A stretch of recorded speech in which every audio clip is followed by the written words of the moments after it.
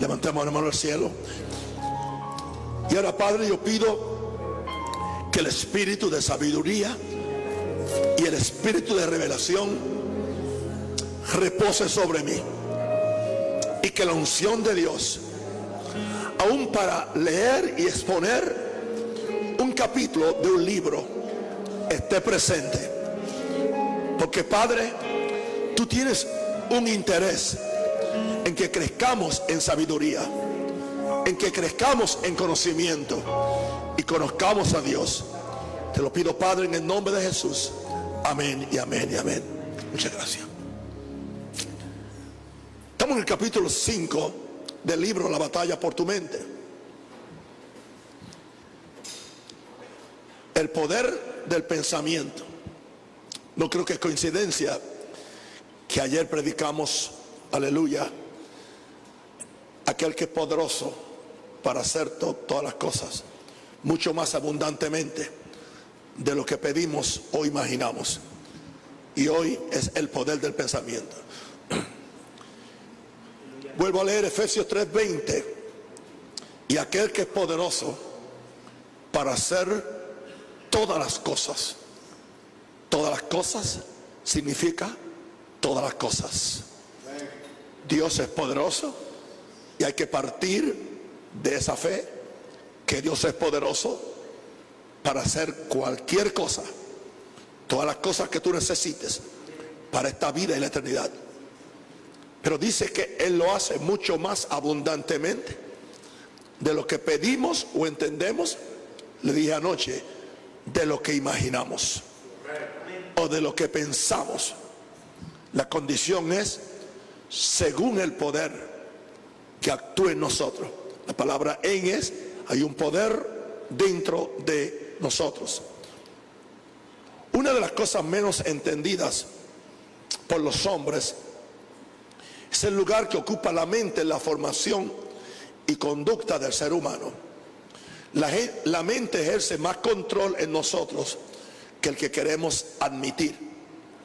Esto es más difícil de aceptar porque los que son cristianos, aleluya,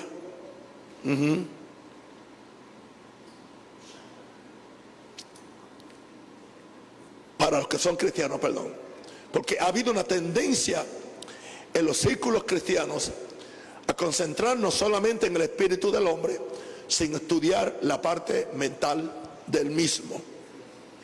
Los escritores cristianos tienen un temor de entrar en esta área por miedo a ser confundidos con los exponentes de religiones mentales o del pensamiento positivo. Aunque nos moleste, es una realidad que muchos escritores seculares entienden mejor el funcionamiento de la mente humana que muchos escritores cristianos. En mi lectura de algunos escritores seculares me he dado cuenta que la mayor parte de los principios que estos escritores seculares auspician son una imitación muy pobre de los principios que encontramos en la palabra de Dios. Es por esta razón que este escritor que está leyendo hoy su libro no tiene miedo en explorar esta dimensión del ser humano desde el punto de vista de la Biblia, porque todo lo que yo enseño y predico es siempre desde el punto de vista bíblico. Puedo hacer referencia a cosas filosóficas, pero siempre mi libro de texto es la Santa Escritura. El problema fundamental con muchos escritores del pensamiento positivo es su tendencia a ignorar la verdad fundamental de la necesidad del nuevo nacimiento para que el hombre pueda tener un cambio permanente en las tres áreas que componen el ser del individuo: espíritu, alma y cuerpo. Con el espíritu nos relacionamos con Dios, con el alma nos relacionamos con nuestro cuerpo y con la gente, y con nuestro cuerpo nos relacionamos con el mundo que nos rodea. Por eso Pablo dijo: y el mismo Dios de paz os santifique por completo, y todo vuestro ser, que es tripartita, espíritu, alma y cuerpo, se ha guardado irreprensible para la venida de Cristo. Así que las tres partes nuestras tienen que santificarse. Es muy peligroso pensar que podemos reformar la mente por medio de ciertas disciplinas humanistas sin necesidad de arrepentirnos del pecado, que es el primer causante de la condición de la mente. Y ya hemos hablado acerca de la mente, de los estados de la mente, creo que en el primer capítulo o el segundo. Como estudiamos, no, aquí está, en el capítulo segundo. Ahora, veamos que el ser humano fue creado con una mente sin límites. Y eso lo encontramos en Génesis 1:27. Y creó Dios el hombre a su imagen. A imagen de Dios lo creó. Así que la mente de Dios no tiene límites. Y si el hombre fue hecho a la imagen de Dios, la mente original de Adán no tenía límites. La nuestra tiene límites por razón de la caída, por razón de perder esa imagen. Pero nosotros podemos recuperar esa imagen por medio de Jesucristo. Por eso Pablo fue el único que dijo, y nosotros tenemos la mente de Cristo. Una declaración bastante atrevida. ¿Por qué? Porque él fue el que dijo que estamos siendo cambiados a la imagen de Cristo. Y si la imagen de Cristo se replica en nosotros, debemos creerle a Dios que entonces la mente de Cristo va a estar en nosotros. Y si la mente de Cristo está en nosotros, no hay límites a lo que nuestra mente pueda hacer. Dice que a imagen de Dios, Dios lo creó, varón y hembra los creó. Es muy interesante pensar en el primer hombre que Dios creó. El hombre que vemos hoy caminando la tierra no es ni remotamente semejante a la criatura que Dios hizo. El registro sagrado, la Biblia dice que Dios lo hizo a su imagen y semejanza. Es la imagen de Dios en el hombre lo que lo dotaba a él de una autoridad superior y de una inteligencia ilimitada. Cuando Dios sopló su vida en la nariz del hombre, compartió con él su divinidad, compartió su gloria, compartió su poder, compartió su carácter, compartió su sabiduría e inteligencia. Añado una nota que no está en el libro, un pensamiento es: ¿por qué el cristianismo, por qué el ministerio no se da a la tarea de poder desarrollar esa divinidad dentro de los seres humanos, para que más de la gloria de Dios esté en nosotros, para que más del poder esté en nosotros, para que más del carácter esté en nosotros, para que más de la sabiduría y la inteligencia sea parte de nuestra vida? Creo que pudiéramos ser más exitosos y más poderosos. Con esto no estamos haciendo al hombre igual a Dios, sino semejante a Dios en su naturaleza. Fue esto lo que llenó de envidia al diablo al ver una nueva criatura diferente a los ángeles, con la cual Dios podía tener comunión, porque era de su mismo género. Quiero que ustedes entiendan, nosotros somos del mismo género de Dios. Esto nunca lo he dicho, y Dios es del mismo género de nosotros. Aleluya. ¿De dónde vino nuestra humanidad? Vino de Dios. Por eso que cuando el verbo se hizo, no se hizo águila ni león, se hizo carne humana. Aleluya. ¿Por qué? Porque nosotros recibimos eso de Dios. ¿Quién hizo la carne del primer hombre? ¿Quién convirtió el barro en carne? Fue Dios. Entonces fue Dios quien en sus manos, quien vistió de humanidad. Así que yo no se lo he oído decir a nadie. Me pueden decir que estoy torciendo la escritura, no me interesa. Yo he sido criticado por expertos, así que cuando los ignorantes me critican, no me importa. El segundo capítulo de Génesis nos da a entender claramente la autoridad y la sabiduría que tenía Adán. ¿Por qué digo eso? ¿Cómo es posible que un solo hombre, aleluya, tuvo la responsabilidad y la tarea de ponerle nombre a todos los animales y bestias del campo? Si usted estudió biología en la escuela superior, se da cuenta de las miles y miles de especies y subespecies que hay, y todas ellas fueron nombradas por un solo hombre. Eso indica que tenía una mente ilimitada, porque tenía la mente de Dios. Génesis 2:20 dice: puso Adán nombre a toda bestia y ave de los cielos y a todo ganado del campo. ¿Por qué él le puso nombre? ¿Por qué Dios no le puso el nombre? Porque cuando tú nombras a alguien o a algo, tú tienes autoridad sobre ese algo. Por eso es que los padres tenemos autoridad, porque somos los que nombramos a nuestros niños. Por eso en casa yo no dejé que mi esposa fuera quien le pusiera nombre a mis hijos, porque yo quería tener la autoridad sobre ellos y que ella compartiera esa autoridad conmigo, pero me tocaba a mí. Yo no estoy diciendo lo que usted va a hacer, estoy diciendo lo que yo creo. Es interesante que no fue María quien nombró a Jesús, fue el Padre. Ya me gané enemigos aquí en Panamá. Puedes imaginarte la magnitud de la mente de este primer hombre para poder nombrar a todos los animales que Dios había creado. Esto nos da a entender que la mente de Adán estaba funcionando a toda capacidad que Dios la había. ¿Sabe lo que es eso? Tener la mente de Dios a toda velocidad.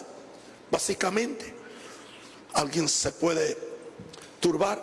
Era un mini Dios. No era el Dios personal, el Dios grande, pero era un mini Dios, porque era hijo de Dios. Tenía la mente de Dios, la imagen de Dios, la vida de Dios. ¿Qué es eso entonces? Pues un pequeño Dios.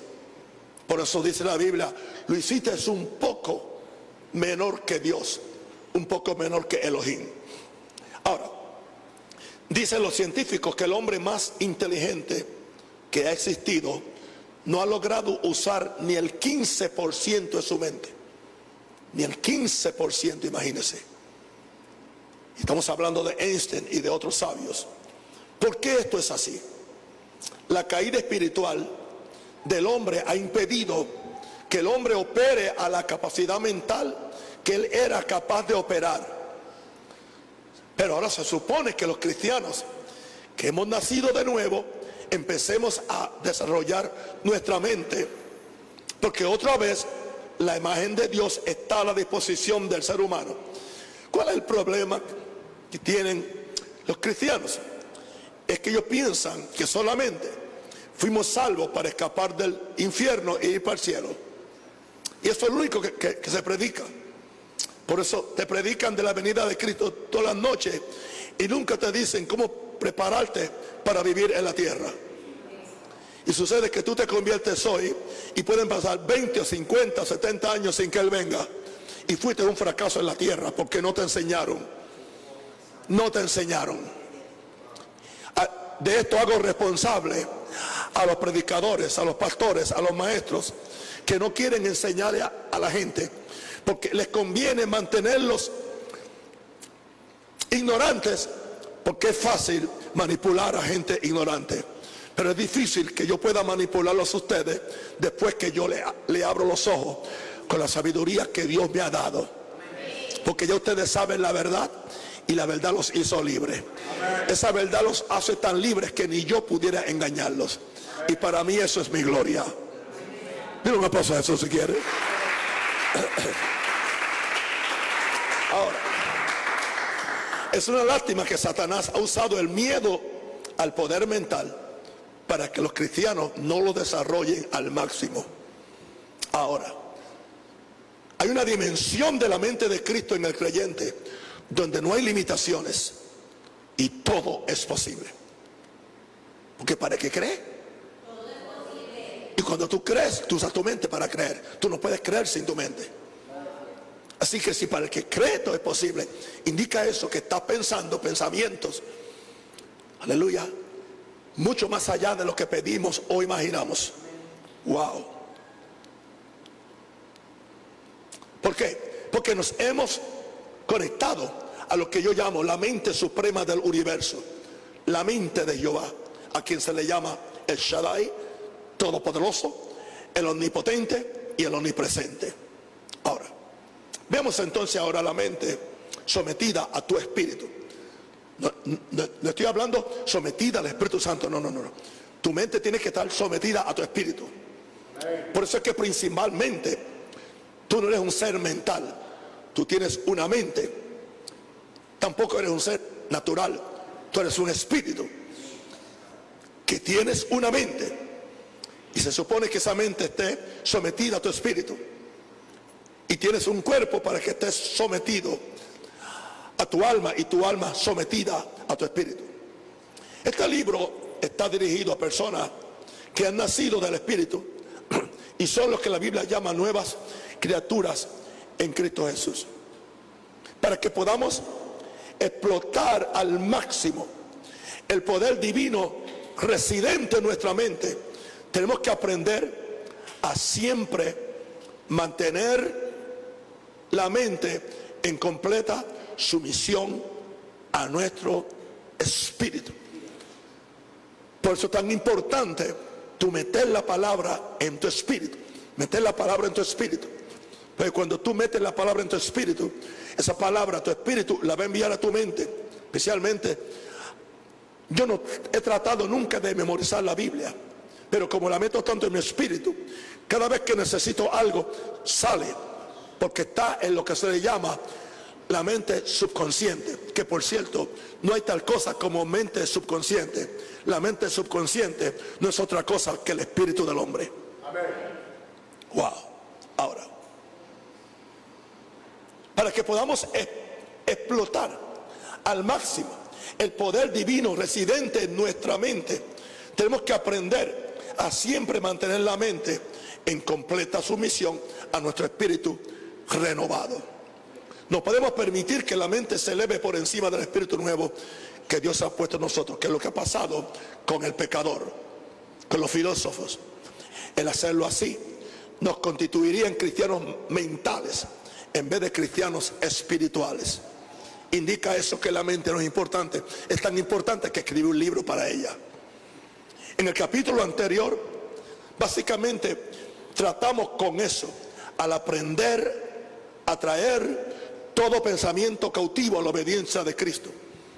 Eso no indica que tú no vas a pensar, pero ahora tú vas a pensar los pensamientos de Dios. Y los pensamientos de Dios tienen que ver con su palabra. Nos dice en Jeremías, porque mis pensamientos no son vuestros pensamientos, mis caminos no son. Esa es la razón por la cual hace falta una renovación mental, para que nuestros pensamientos sean los de Dios. Y cuando mis pensamientos son los de Dios, automáticamente mis caminos van a ser los de Dios. No hay ningún tipo de competencia con Dios. Por eso es que la santidad es fácil. No es complicada. La santidad es fácil si tu espíritu está dominando tu mente. Es fácil. Pero si tú no lees la palabra, si tú no oras, si tú no buscas el bautismo del Espíritu Santo para que puedas orar en lenguas, pues siempre va a estar ¿qué? Patinando. Dios no quiere que estemos patinando. Dios quiere que nos estemos elevando de gloria en gloria y de poder en poder. El capítulo anterior, básicamente, tratamos con eso, al aprender a traer todo pensamiento cautivo a la obediencia a Cristo. Una mente sometida al espíritu renovado del hombre empezará a recibir el influjo de esa vida poderosa de resurrección que ya mora en el espíritu del hombre salvo. Con esto no estamos rebajando la mente, es importante, sino poniéndola en el lugar que Dios intentó que estuviera. Los creyentes no somos dirigidos por la mente renovada, sino por el testimonio del Espíritu Santo a nuestra mente. Hay muchas cosas del Espíritu que la mente no va a entender de primera intención. Y digo yo por experiencia. ¿Cuántas cosas aún yo estoy aprendiendo? Ahora mismo estoy envuelto en el estudio de los ángeles.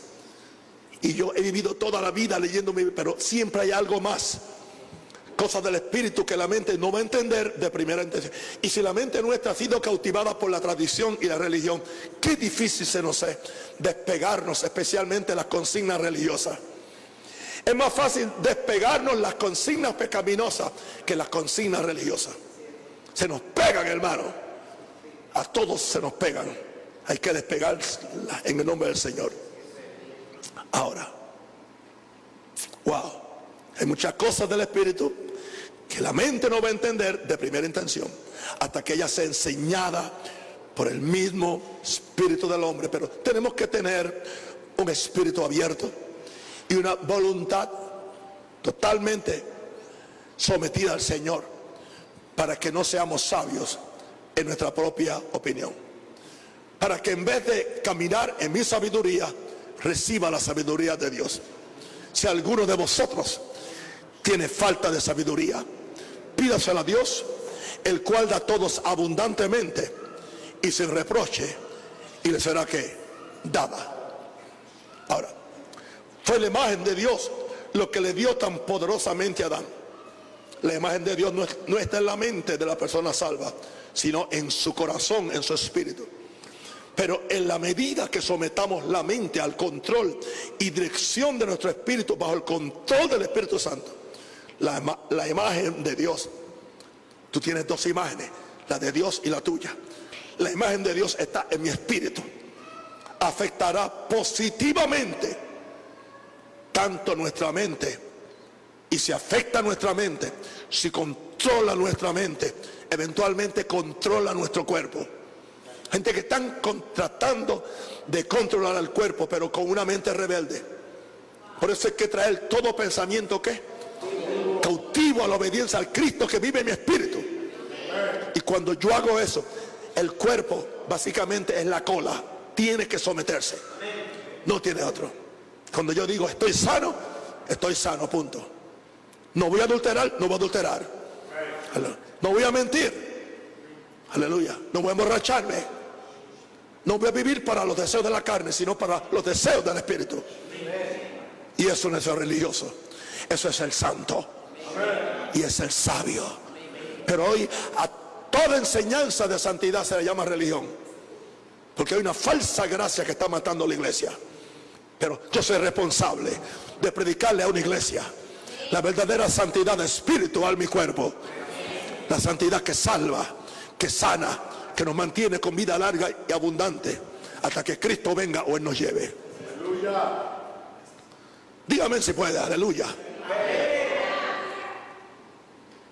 Una pregunta: ¿cómo la mente afecta al cuerpo? La mente ejerce un control mayor en nuestro cuerpo que el que queremos creer. Cuando escuchamos la frase enfermedades psicosomáticas, la tendencia es hacer burla de la posibilidad de que la forma de pensar de una persona afecte su cuerpo. Yeah. Lo que tú piensas. Muchas veces nosotros tenemos tantas cosas. ¿Por qué razón? ¿Por qué razón tú tienes que, cuando te ataca el catarro, decírselo a todo el mundo? Tengo, Satanás, no soy yo hablando, estoy dando un ejemplo que sí que no, esto no es legal para ti. Tengo un catarro. Ya tú tienes derecho de posesión. Lo tienes. ¿Indica eso que yo no voy a ser atacado? Yo no dije eso, que yo sea atacado más que nadie, por lo que yo predico.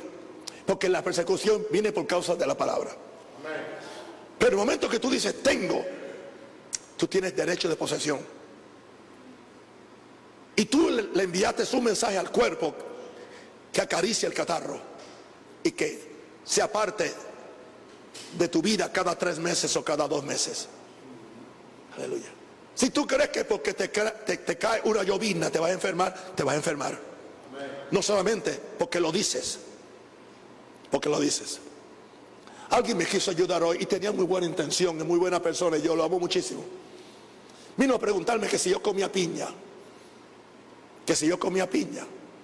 Yo, ¿por qué me está preguntando que si yo como piña? No, es que ese asunto que usted tiene en la garganta puede ser que usted está comiendo piña, porque la piña produce eso. Sucede que en casa no hay piña hace más de 2 meses. Esto no tiene nada que ver con la piña, pero eso es. Y la persona es noble, es linda, es maravillosa, me quiere mucho. Pero estaba tratando de resolver un problema espiritual con el cual yo estoy bregando, con algo natural. Hermano, nuestra persecución no es natural. El ataque ese a tu cuerpo no es natural. Aún el ataque para que tú peques no es natural. Nuestra lucha no es contra carne ni sangre. Por eso tú no puedes atacar las cosas en el área de la carne o en el área de los pensamientos. Tú tienes que ir a la raíz. Y toda raíz es espiritual. Esa rebelión de ese muchacho es espiritual. Aleluya. Esos que están marido y esposa como perro y gato, eso es espiritual. Y hay que ir a la raíz. Y la raíz. Pero si tú no tienes ya eso en tu mente, si no te lo han enseñado, nunca vas a caminar en victoria. Santo el Señor. Así que ya sabes, no coma piña.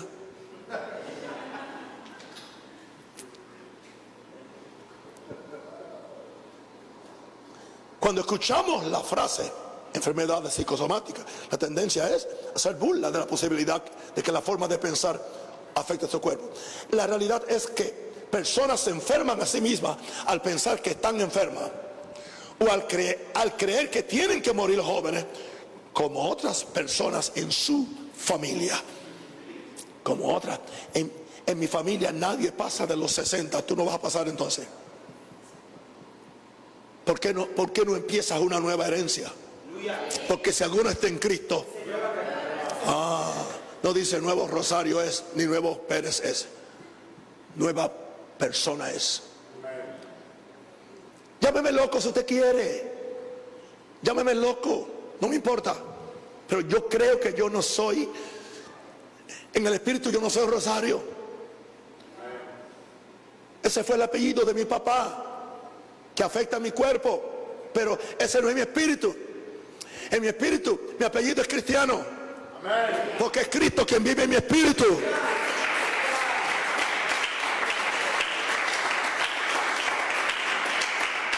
No, un Cristiano Rosario yo pudiera decir, y dar Rosario como la punta ya de mi nombre, la cola. Alguien dice, se está yendo muy lejos, papá. Sí, bastante lejos. Estoy llegando al cielo. No podemos negar que nuestro estado emocional nos causa enfermedad. En la misma forma el estado mental puede hacer lo mismo. Con esto que he dicho, no estoy negando que el origen de toda dolencia y enfermedad es diabólica. Es posible que si Satanás no logre enfermarnos por causa del pecado de nuestra parte, él trate de usar nuestras emociones y mente para poder infligir enfermedad en nuestro cuerpo físico. Porque en sí el hombre, aunque es espiritual, mi cuerpo es un ser integral. Aunque lo dividamos en 3 partes para propósitos de estudio. Lo que sucede en el espíritu del hombre afecta su mente y su cuerpo. Quiero darle un verso. El espíritu angustiado enferma. Alguien se angustia, pero el espíritu que está lleno de gozo y de poder tiene poder curativo para el cuerpo. Aleluya. Lo que sucede en el espíritu del hombre afecta su mente y su cuerpo. Lo que piensas en tu mente puede afectar tu espíritu y tu cuerpo. El estado del cuerpo puede en cierta medida limitar el funcionamiento de tu mente y la expresión de tu espíritu. Tiene razón la Biblia cuando nos aconseja amar a Dios con las 3 partes y a santificar las 3 partes. Porque en primer lugar dice, y amarás a Jehová tu Dios con todo tu corazón, con toda tu alma, con toda tu fuerza, que es tu cuerpo. Pero ahora Pablo nos habla de la triple santificación. Ya la mencioné antes.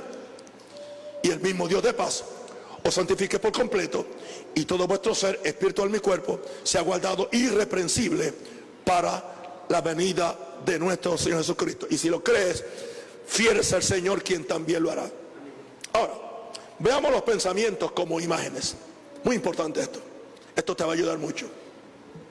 Los pensamientos no son meramente ideas y conceptos. Son imágenes pictóricas que definen un artículo, un animal o una persona. Todos pensamos en imágenes, porque para que la mente pueda entender y memorizar algo, necesita el retrato de ello. Si no tienes el retrato, no lo vas a memorizar. Todos pensamos en imágenes. Para que la mente pueda entender y memorizar algo, necesita un retrato. Siempre que a ti te mencionan una cosa, inmediatamente tienes una fotografía mental de lo que esa cosa representa. Es tanto así que cuando alguien nos introduce a una cosa desconocida, siempre necesitamos que sea comparada con otra, de la cual tenemos una imagen mental clara y definida. Eso indica que uno memoriza por, aleluya, asociación. Asociación. Es una de las mejores formas de memorizar, es por asociación. Otra palabra para pensar es imaginar. Tú piensas en imágenes. Esto significa hacer imágenes con la mente. Cuando alguien nos dice la palabra carro, no pensamos en una máquina que vuela, sino en una que corre velazmente por las autopistas de nuestras ciudades. Si oímos la palabra perro, no pensamos en la letra P-E-R-R-I-O, no. Pensamos en un animal de 4 patas que tiene ciertas características y emite un sonido o ladrido que es diferente a otros animales. Nunca pensamos en un gato y menos en un caballo. Y aun cuando pensamos en perro, es diferente cuando piensas en un chihuahua que cuando piensas en un pastor alemán. Y un pastor alemán no es un ministro, me refiero a un perro. Cuando piensas en un chihuahua, sabes que es pequeñito. Pero cuando piensas en un pastor alemán, es un perrote. Los dos son perros, pero las imágenes son diferentes. Toda palabra que existe conlleva una imagen mental. Por eso tú debes pensar en imágenes. La fe funciona con imágenes. Escuche el mensaje de anoche. Funciona con imágenes de algo que posee sus rasgos y características propias. Aún palabras que definen actitudes y virtudes, cuando las oímos siempre nos traen una imagen a la mente. No es lo mismo oír la palabra amor que la palabra odio. La palabra odio como que es molestosa, tanto en español como en inglés. Love, odio, hatred. Oye, esa es la diferencia. Hatred, love, amor, odio. Como que es redonda, ¿no? Odio, amor, odio, love, hatred. Porque muchas veces vamos a pronunciar las palabras de acuerdo al significado que tienen. Cuando alguien dice amor no dice amor, no dice amor. Cuando alguien dice odio, no dice odio. No. Cuando alguien odia, que dice ay, yo te odio. No. ¿Cómo se? Te odio. Imágenes. Wow. Por lo tanto, las palabras que se almacenan en tu mente se convierten en el plano de tu vida, porque son imágenes vivas de algo que tú has experimentado o has observado. Hay gente que no puede resolver sus problemas psíquicos porque tienen una imagen del daño que le hicieron y no han logrado deshacerse de esas imágenes. Cada vez que tratan de levantarse, esa imagen los tumba. Por eso hace falta la renovación mental. Son estas imágenes las que determinan la imagen interior que la persona tendrá de sí misma y del mundo que la rodea. Creo que hace muchos años todavía no había sistema de video para grabar el mensaje que yo prediqué acerca de la imagen interior. No sé si quizás haya por ahí en el púlpito de un Rosario algún mensaje acerca de la imagen interior. Ahora, Un ejemplo de esto, y esto me sucedió cuando yo estaba escribiendo el capítulo, en esta noche, se refiere a esa noche que yo estaba escribiendo el capítulo cuando llegué a casa. O a casa no, yo estaba en Centroamérica, por cierto. Después de haber salido de una gloriosa reunión cristiana, donde se estaba manifestando el poder de Dios, mientras visitaba una ciudad en un país centroamericano, y creo que era Honduras, fui invitado por el pastor de nuestro ministerio para ir a cenar. A la entrada del restaurante había 3 muchachos rogándonos que les trajéramos lo que nos sobrara después de comer. Por cierto, cuando salimos del restaurante, ahí estaban los chicos esperando lo que nos pidieron. Después que le dimos un poco de comida, pensé cuán dañada estaba la imagen interior de esos muchachos y qué difícil sería tratar de cambiarla en el futuro. Su imagen de la vida es estar esperando que haga algo por ellos, esperando que alguien haga algo por ellos. ¿Cuál es la imagen de un pedrero? Conseguir pedazos de latones o pedazos de metales para ir y cambiarlo, y después cambiarlo por un cigarrillo. Ya, porque esa es la imagen que tiene adentro. Así se ve adentro. Y no importa que usted lo saque y lo meta en un paraíso, cuando usted le abre la puerta, regresa. Yo siempre hacía una comparación con la puerca de Juan Bobo, que cuando alguien pues dijo, yo le voy a cambiar su naturaleza, y la llevó a la casa, la bañó, le puso un traje maravilloso, le pintó el hocico o los labios, le puso un collar de perlas, y le puso una alfombra en la sala de la casa para que ella se sintiera ahí feliz como una señorona, y todo estaba bien. Pero ¿qué sucede? A la puerta era fácil de abrir, y cuando la puerca buscó por dónde salir, vino y le dio un trompazo a la puerta y salió. Y se sintió feliz cuando estaba en el fango con todos los aparejos que le habían puesto. Y así el pecador, cuando la religión lo cambia por fuera y nunca lo cambia por dentro, ahí es que se siente bien, porque es lo que es por dentro. Porque como el hombre piensa en su corazón, así es él. La imagen que tengo de ti, que tengo de mí, es que soy un príncipe, que soy un hijo de un rey. Por lo tanto, yo no voy a bajarme, ¿entiendes?, a una conducta que contradiga lo que ya yo sé que soy adentro, porque Dios me hizo su príncipe, Dios me hizo un rey. Y eso es lo que yo quiero predicarle a ustedes. No le estamos edificando una vanidad a nadie.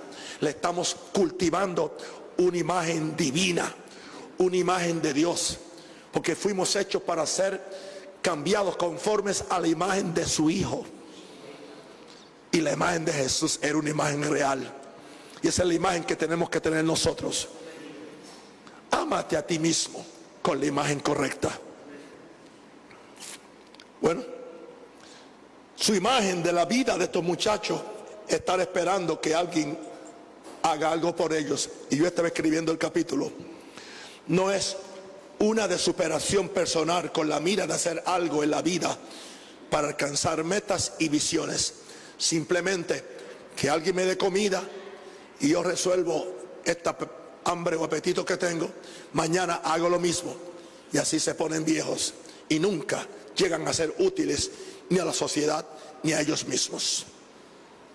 Si entendemos esto, nos daremos cuenta que la batalla en nuestra mente, además de ser una batalla de ideas y conceptos, escúcheme bien, es una batalla de cuadros que han sido estampados en nuestra mente desde que éramos bebés. Antes que podamos cambiar, necesitamos borrar esas imágenes viejas y negativas para poder pintar un cuadro nuevo con ideas positivas. Tú eres lo que piensas. Lo que pensamos determina a la larga lo que somos. La Biblia no se equivoca al decirnos, porque cuál es su pensamiento en su corazón, tal es él. Proverbios 23:7. Como hemos dicho que los pensamientos son imágenes, el hombre termina modelando su vida, carácter y conducta por la imagen que tiene en su mente y en su corazón. Entendamos que si una imagen reside en la mente por mucho tiempo, terminará siendo parte de lo que somos en el corazón. Y para que usted sepa el poder de la imaginación, Jesús dijo, hablándole a los hombres, cualquiera que mira a una mujer para desearla, ya adulteró con ella. Eso le dijo en el corazón, porque lo que se piensa y se visualiza en la mente, eventualmente el corazón lo va a hacer, que es donde está la voluntad extrema del ser humano. Ahora, ¿qué responsabilidad tenemos los que somos padres en relación a la formación del carácter y la personalidad de nuestros hijos? Por experiencia sabemos que gran parte de la imagen que tenemos de nosotros mismos es el resultado de experiencias en la niñez y de las palabras que nos fueron dichas por nuestros padres y primeros maestros. Si alguien nos dijo que nunca llegaríamos a hacer algo en la vida, esas palabras pintaron en nuestra mente y corazón una imagen de inferioridad, incapacidad y fracaso. ¿Cuánto tuvimos que batallar mi esposa y yo para sacarle de la mente a uno de mis hijos, Naisar, unas palabras de su primera maestra? ¿Por qué? Porque fue la misma maestra que fue maestra de Joan. Joan era automáticamente inteligente. Naisar tenía problemas de aprendizaje. La maestra le dijo, tú eres bruto y nunca podrás aprender como lo hizo tu hermana mayor. Se nos hizo muy difícil nosotros tratar de cambiarle, porque cuando quien te da esa imagen es una figura de autoridad, y los profesores son figuras de autoridad, los padres son figuras de autoridad, los pastores son figuras de autoridad. Por eso es que es tan importante que los pastores sepamos cómo tratar a la gente, cómo hablarle. Es importante que los padres, aun cuando tengan que corregir la mayor rebeldía de un niño, nunca lo hagan dándole una imagen negativa. Es preferible darle 3 cantazos con una correa y no dañarle el espíritu, porque la cicatriz se va a curar, pero las cicatrices del espíritu y de la mente muchas veces duran por siempre. ¿Por qué? Bregaron con la identidad del ser humano, y el ser humano tiene la identidad de la divinidad de Dios. Por eso, cuando tú amenazas la identidad y la imagen de una persona, esa persona puede quedar dañada por el resto de su vida. Qué importante es que sepamos cómo tratar a la gente. Por experiencia personal, sé lo importante que es lo que estamos tratando. Antes de yo poder ser sano de mis dificultades con el habla, tuve que cambiar toda la imagen interior que era parte de quien yo era. No olvides que aún hay personas que se encargan de recordarte lo que tú eras. Y si tú no eres fuerte, terminas actuando en la forma que esa gente dice. Después que yo superé la tartamudez, todavía hay gente que me llamaban por el nombre. Y yo estaba hablando perfectamente bien, sin tartamudear. Pero como me habían catalogado, me habían etiquetado, siempre me querían ver así. Porque hay gente que son crueles. Al fin de cuentas, escúchame bien, tú no eres lo que otro dice que tú eres. Tú eres lo que Dios piensa que tú eres. Y Dios piensa de ti siempre lo mejor. Por eso nos hizo nuevas criaturas. Por eso nos hizo reyes y sacerdotes. Por eso a lo que está dentro de nosotros se le llama un tesoro de gloria. Escúchame bien, querido. Te quiero ayudar. Ten tengo pasión para ayudarte porque yo pasé por esto. Pablo dice que él puso el tesoro de gloria en vasos de barro, pero el tesoro es lo importante, y el tesoro le da valor al vaso. El vaso no le está dando tesoro, mi cuerpo no le está dando valor a mi espíritu. Es mi espíritu y mi mente lo que le está dando valor a mi cuerpo, y por eso mi cuerpo responde, y por eso mi cuerpo va a durar 120 años.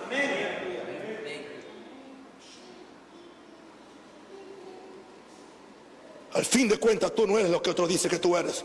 Eres lo que Dios piensa que tú eres. Si eres salvo, tienes una nueva imagen, y esa debe ser la imagen que determina lo que tú piensas de ti. Si Dios dice que soy justo, justo soy. Si Dios dice que soy su hijo, entonces lo soy. Si Dios dice que estoy sano, entonces lo estoy. No importa cómo me sienta. Si Dios dice que puedo prosperar, entonces sí puedo prosperar. Permíteme darte mi versión de 2 Corintios 5:17. Si alguno está en Cristo, nueva criatura es. Las imágenes viejas pasaron, todas son hechas nuevas. Vamos a hablar ahora de dos cosas: memoria e imaginación. A ver, ¿de qué tú estás viviendo? Si estás viviendo de las memorias o de la imaginación. Y me explico ahora. Voy a citarte unas palabras textuales de mi pequeño libro. Fue el primer libro que escribí, La escalera del éxito, las cuales te ayudarán a entender la diferencia entre la imaginación y la memoria. Alguien ha dicho que hay dos grupos de pensadores en el mundo: los que solo piensan en sus memorias y los que piensan usando su imaginación. Los primeros son los que viven atrasados en el pasado, en lo que fue y en lo que pudo ser. Los segundos pueden tener un pasado, pero están constantemente activando su imaginación, pensando y planeando para el futuro. No te quedes enterrado en tu pasado, aunque fue feo, aunque fue difícil. No, tienes que ir hacia el frente por medio de la imaginación. Amigo lector o amigo hermano, hoy aquí voy a hacerte una pregunta que al tú contestarla te va a localizar en la vida. ¿Dónde estás viviendo? ¿En tu memoria o en tu imaginación? Si estás viviendo en tu memoria, estás viviendo en el pasado. Pero si estás viviendo en tu imaginación, te estás proyectando hacia un futuro repleto de esperanza. Tienes visión, tienes sueño, y no importa, eso no tiene que ver nada con la edad. Un anciano puede tener visión y sueño y no se va a dejar doblegar por lo que el cuerpo le dice, y esa actitud del corazón se vuelve en un poder creativo que lo mantiene joven. ¿Te das cuenta que mientras los ancianos están trabajando, no se mueren? ¿Por qué razón es que nuestros gobiernos se inventaron el asunto de retirar a la gente a los 65 años o a los 70 años? Porque saben que en el momento que los retiran y que ya no pueden trabajar y que ya nadie de que da trabajo, ya muchos no duran ni más de 5 años. Y al durar más de 5 años ya el gobierno no tiene que darle la pensión que este pobre hombre o esta pobre mujer cotizó para esa pensión desde que empezó a trabajar a los 18 años hasta los 60. ¿Entiendes? ¿Y qué sucede? Que no la va a cobrar todo, porque el asunto de sacarlo de trabajar, decirle que ya no sirve por lo que sea, ¿es para qué? Para que el gobierno manipule nuestra vida y nuestro futuro. Por eso nuestros abuelos, ¿entiendes?, duraban tanto, con la visión perfecta, ordeñando la vaca a las 5 de la mañana, arando el terreno a los 90 años. ¿Por qué? Porque vivían con una visión.